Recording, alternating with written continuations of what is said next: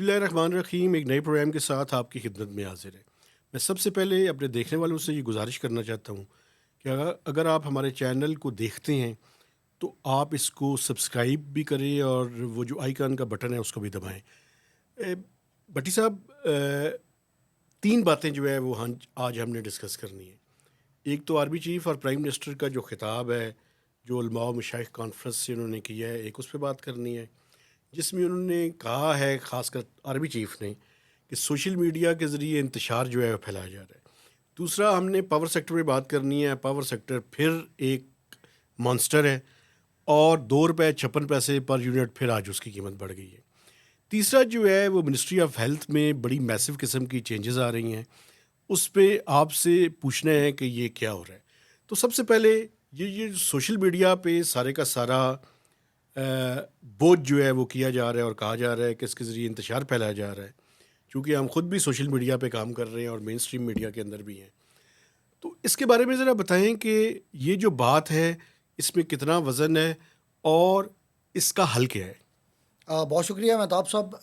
یہ بہت اہم موضوع ہے کہ social media versus man stream media. اور آج کل گورنمنٹ خاص طور پہ آرمی چیف آج بولے ہیں. اس سے پہلے D G I S P R کئی دفعہ وہ ڈیجیٹل دہشت گرد کی انہوں نے اصطلاح استعمال کی ہے، اور کئی دفعہ انہوں نے کہا کہ سوشل میڈیا پہ فیک نیوز پھیلائی جاتی ہیں. اس پہ میں بہت ایک کلیئر میسیج دینا چاہتا ہوں پاکستان آرمی کو اور پاکستانی اسٹیبلشمنٹ کو اور گورنمنٹ آف پاکستان کو. میں عام طور پہ اس طرح کا بندہ نہیں ہوں، لیکن میں ان کو ایک بہت کلیئر میسیج دینا چاہتا ہوں. میسیج یہ ہے کہ جب آپ مین اسٹریم میڈیا کا گلا گھونٹ دیں گے، جب مین اسٹریم میڈیا پر آپ خبر نہیں چلنے دیں گے، جب آپ مین اسٹریم میڈیا پر پابندیاں لگائیں گے تو سوشل میڈیا پر غلط خبریں پھیلیں گی. اس کی ایک مثال میں آپ کو دیتا ہوں.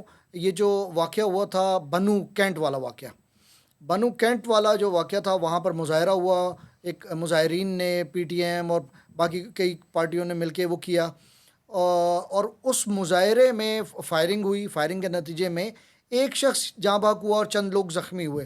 لیکن چونکہ مین اسٹریم میڈیا کو سختی سے منع کر دیا گیا تھا کہ نہ آپ نے مظاہرہ دکھانا ہے، نہ آپ نے کوئی اس کا ایک ذکر بھی نہیں کرنا. اس کے نتیجے میں مہتاب صاحب یہ ہوا کہ پہلی خبر آئی کہ وہاں پہ 17 لوگ مر گئے. یہ جو ہمارے پی ٹی آئی کے اسٹالوارٹس ہیں، پی ٹی آئی کے میڈیا وہ چینلز ہیں، ہاں، انہوں نے اس کو 17 سے شروع کیا. 93 کلنگز سے لے کر 197 کلنگز تک انہوں نے اس میں شو کی، اور اس کی وہ عجیب فوٹیج چلاتے رہے، تصویریں چلاتے رہے، اور اس کے نتیجے میں انہوں نے پروپیگنڈے کا اتنا بڑا محاذ پیدا کیا کہ کچھ پتہ نہیں چلا کہ کیا ہوا ہے. تو میں ان سے پھر درخواست کروں گا، ہم مین اسٹریم میڈیا کے لوگ ہیں، ہم ایک خبر کو چیک کرنے کے لیے پورا دن لگا دیتے ہیں، اور جب تک ہماری خبر کنفرم نہ ہو ہم نہیں دیتے.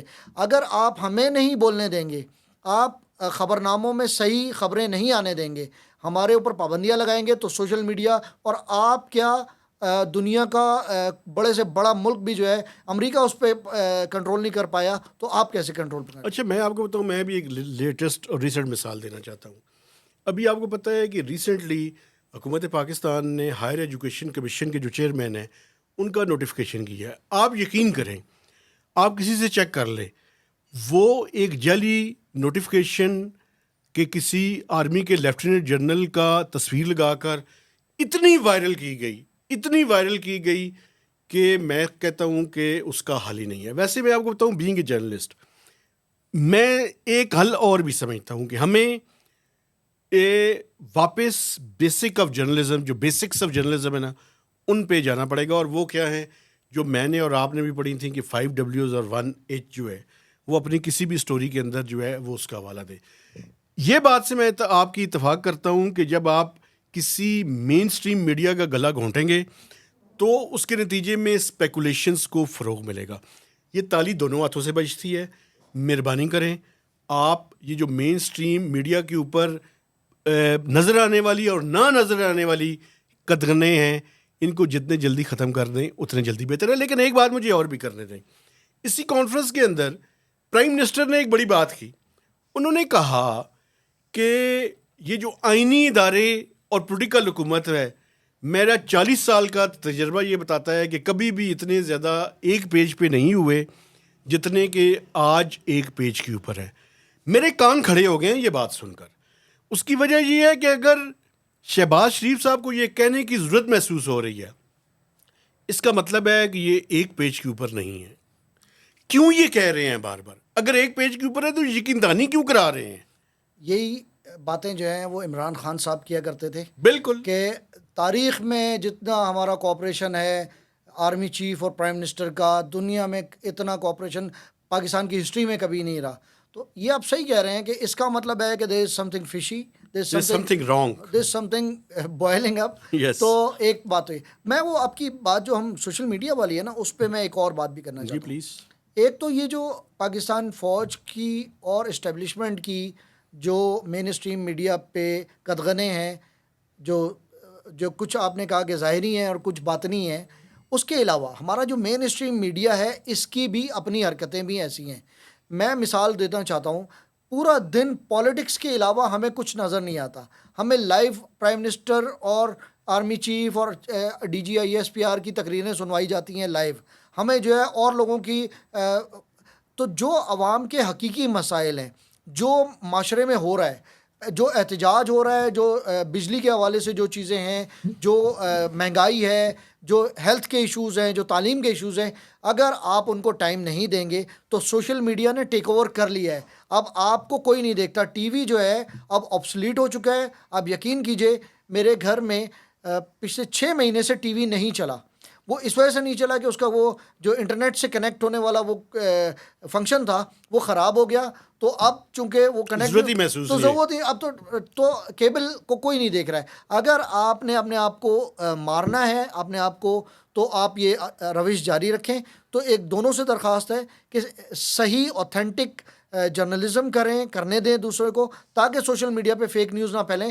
فیک نیوز پھیلنے کے سب سے بڑے ذمہ دار میں سمجھتا ہوں کہ پاکستان کی اسٹیبلشمنٹ ہے، جو گلا گھونٹ رہی ہے مین اسٹریم میڈیا کا، اچھے جرنلسٹ کا، جس کے نتیجے میں فیک نیوز پھیل رہی ہے. اچھا، دوسرا جو ایشو بھٹی صاحب ہم نے ڈسکس کرنا ہے وہ ہے بجلی کی قیمت. بجلی کی قیمت آج پھر دوبارہ نوٹیفیکیشن ہوا ہے. 2.56 پر یونٹ جو فیول ایڈجسٹمنٹ ہے اس کی مد میں بڑھا دی گئی ہے. یہ جون کا جو فیول تھا وہ بڑھائی گئی ہے، اور جو اگست کے بلز آئیں گے اس میں اس کو شامل کیا جائے گا. خدا کا خوف کریں. بجلی کی قیمت یہ یعنی ایک بجلی کی قیمت بڑھانے کا مطلب ایک ہی ہے جو مجھے سمجھ آتا ہے کہ ایک بالٹی ہے، بالٹی کے اندر پانی ڈال رہے ہیں اور نیچے سے چھید ہے. وہ چھید کی وجہ سے پانی سارا نکل رہا ہے. آپ چوری کو روکیں، آپ جو بنیادی بجلی کے انفراسٹرکچر کی چیزیں ان کو ٹھیک کریں، آپ آئی پی پیز کے معاملے کو ٹھیک کریں. ابھی جماعت اسلامی کے لوگ آج 14واں یا 15واں دن ہو چلا ہے، ان کے ساتھ حکومت مذاکرات بھی کر رہی ہے، لیکن بات کسی یعنی کروٹ بیٹھ نہیں رہا یونٹ. تو بجائے اس کی کہ وہ جو اسٹرکچرل پرابلمز ہیں اس کے لیے ایک کمیٹی بھی ویسے پرائم منسٹر نے بنائی ہوئی ہے. اس میں پھر ایک لیفٹیننٹ جنرل صاحب جو ہیں، جو آرمی کے ریپرزنٹیٹیو ہیں، ان کو اس کے اندر شامل کیا ہوا ہے. لیکن مجھے اس پہ کوئی پرابلم نہیں ہے، ان کو بھی شامل کر لیں آپ. لیکن کوئی سلوشن کی طرف بھی جائیں نا. بات سلوشن کی طرف جو ہے وہ نہیں جا رہی. تو یہ کیسے بات آگے بڑھے گی؟ چونکہ وجہ یہ ہے کہ پاکستان کے لوگ تھک گئے ہیں اب اس بجلی کے جو بل ہے، اور خاص کر جو مڈل انکم اور لوور مڈل انکم اور فکسڈ انکم لوگ ہیں، سیلریڈ کلاس، ان کی تو چیخیں نکل گئی ہیں. میں آپ کو بتاؤں، میرا اس مہینے جو بل آیا ہے وہ 45,000 ہے. 45,000 میرا بجلی کا بل آیا ہے. ہم 4 لوگوں کی فیملی ہیں. ہم اگر پچھلا بہت گرمی کا موسم تھا تو ہم نے ایک کمرے میں گزارا کیا جس میں اے سی تھا، انورٹر اے سی، اور اس میں ہم سوتے رہے چاروں گھر کے افراد. ایک فریج ہے، وہ بھی انورٹر فریج ہے، اس کے علاوہ استری اور یہ باقی چیزیں جو ہیں.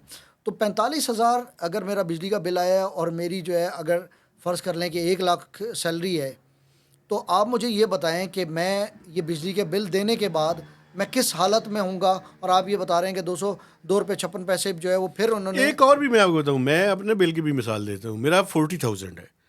حالانکہ آپ کو پتہ ہی ہے کم از کم 50% سے زیادہ میرے گھر میں سولر ہے، یعنی ہائیبرڈ میں نے وہ کیا ہوا ہے. اس کے باوجود 40,000 روپے ہے. ابھی یہ جولائی کا بل ہمارا نہیں آیا. اگر جولائی کا بل آئے گا تو آئی ڈونٹ نو کہ کیا ہوگا. لیکن ایک بات میں آپ کو بتاؤں، دیکھیں بنیادی طور پہ حکومت کے بس میں 2-3 چیزیں ہیں سر. ایک تو آئی پی پیز میں جو حکومتی جینکوز ہیں ان کا تو ٹیرف کم از کم کیا جا سکتا ہے نا بھائی. اچھا ٹرانسمیشن اور ڈسٹریبیوشن کا جو نظام ہے اس کے اندر جو چوری چکاری ہے، چوری چکاری کا لفظ میں نہیں استعمال کرتا، میں ڈکیتی کا لفظ استعمال کرتا ہوں. کم از کم اس کو ٹھیک کر لیں یار. آپ کو میں ایک بات بتاؤں،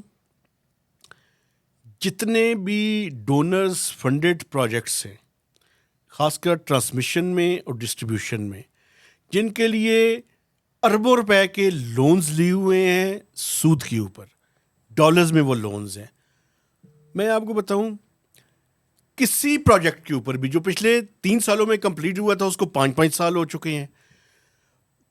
متعدد پروجیکٹس پہ زیرو یوٹیلائزیشن ہے، اور جو سب سے زیادہ یوٹیلائزیشن ہے سر وہ 40% ہے.